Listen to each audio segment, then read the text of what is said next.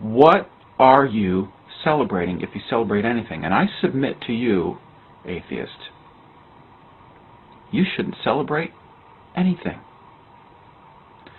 Life has no meaning for you.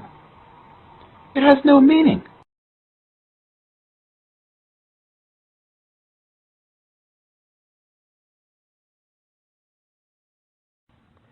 We are going to die, and that makes us the lucky ones. Most people are never going to die because they're never going to be born.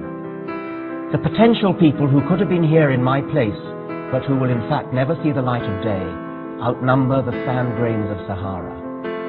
Certainly those unborn ghosts include greater poets than Keats, scientists greater than Newton.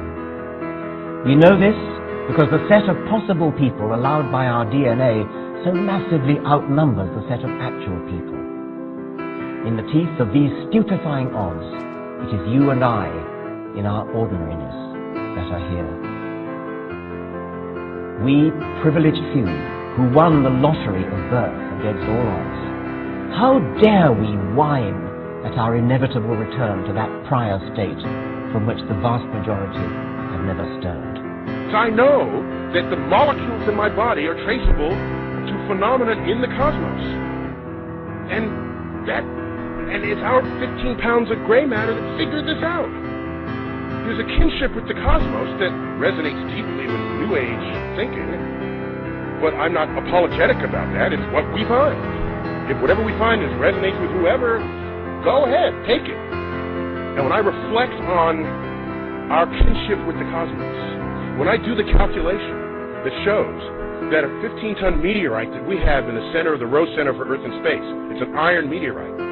When I do the calculation that shows that if you take all of the iron from the hemoglobin of the people in the tri-state area of New York City, you can recover that much iron out of their blood. And realize that the iron from that meteorite and the iron from your blood has common origin in the core of a star. Tell me what part of my brain is lighting up, because that excites me. That makes me want to grab people in the street and say, have you heard this? That it's not simply, as Carl Sagan said, we are star stuff, but there's a more poetic and I think more accurate way to say it.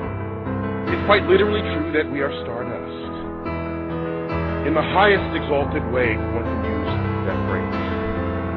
And so, I feel, and I use words. I bask in the majesty of the cosmos.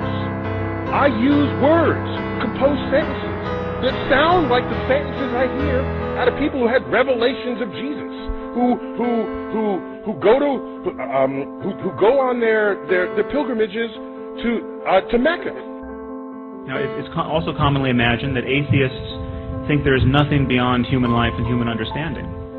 The truth is that atheists are free to admit that there's much about the universe we don't understand. I mean, it is obvious we don't understand the universe. But it is even more obvious that neither the Bible nor the Quran reflects our best understanding of it. It's often imagined that atheists are in principle closed to spiritual experience. But the truth is that there's nothing that prevents an atheist from experiencing self-transcending love, or ecstasy, or rapture, or awe. In fact, there's nothing that prevents an atheist from going into a cave for a year or a decade and practicing meditation like a proper mystic.